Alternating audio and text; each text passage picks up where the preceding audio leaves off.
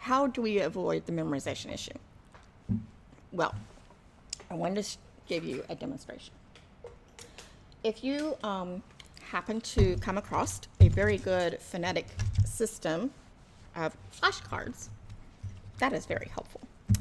And the good news is that the Destin Public Library is going to be able to offer the flashcards as a checkout resource. The research that I'm giving to you is based on Wanda Sunseri's Spell to Write and Read.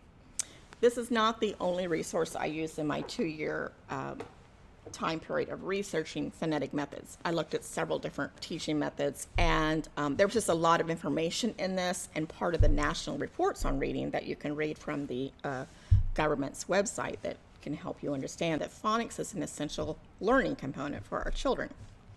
But one of the things I liked in the materials that came with this is the flashcards. The flashcards are really good because the flashcards provide the Latin pronunciation of all the phonograms. And on the back, the parent has the script so they know how to say it to the child. So there's no guessing. So if you only remember a few things from this workshop, there's a couple things I want you to remember. Don't let your child guess at words, and when they're practicing their flashcards, don't let them guess at the flashcard. So what you really want to do is do like a parroting technique. So when I'm talking to my child, I would say, the letter name is A. So, hello, A. Just like if you're greeting someone, you greet them by their name. So, hello, A.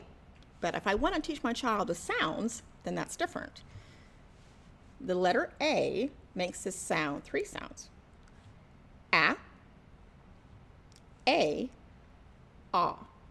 And the third sound is that Latin pronunciation, which is lacking in a lot of programs. And this is what is so vital for your child. So you'll want to teach all the sounds with each phonogram.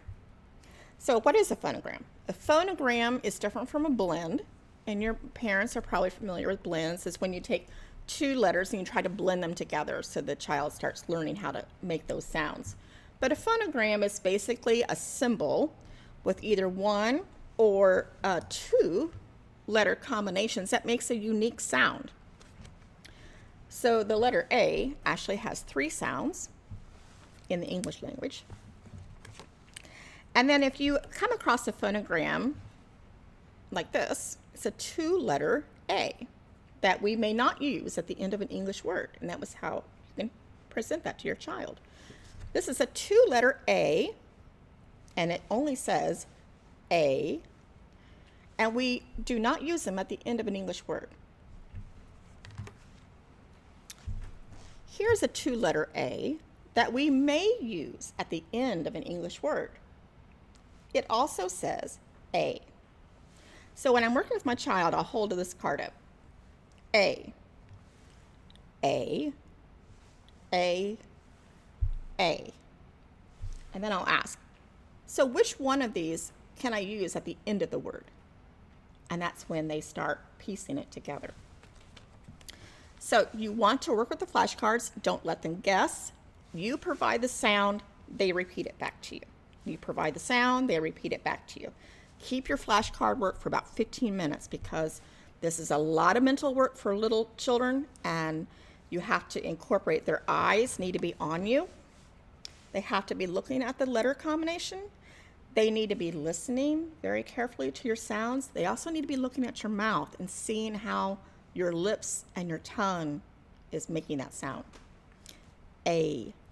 So the child has to listen, see, hear, and watch. So that's a lot of mental concentration. So keep it to about between 10 and 15 minutes for the flashcard work. If you have a child of, maybe 2nd or 3rd grade that maybe needs to work on some phonics, then you might be able to do 20 minutes. But again, even with that child, I would recommend 20 minutes and no longer because they just will tune you out. And then there's other components that you want to do with the child during your teaching them how to read phase. You can still read aloud to them. You can pick up a reader that he or she probably is able to do. You can read it to them and ask them to read it with you or read it again, by themselves. But if they're struggling, don't let them struggle for more than maybe 2 seconds. You really don't want them hovering over a sound. And you have to have a lot of patience, because this process of phonetic learning might take 2 to 3 years. So I'm telling you right now that if you want to be very, very patient. And another thing I've always told my families in this workshop is don't panic. Trust me, the phonetic method does work. It's slower, which is one of the reasons why it's difficult to do in a classroom. So if your child is, because they're home and you want to help them with their reading, the best thing you can do is get some flashcards that has a good phonetic method.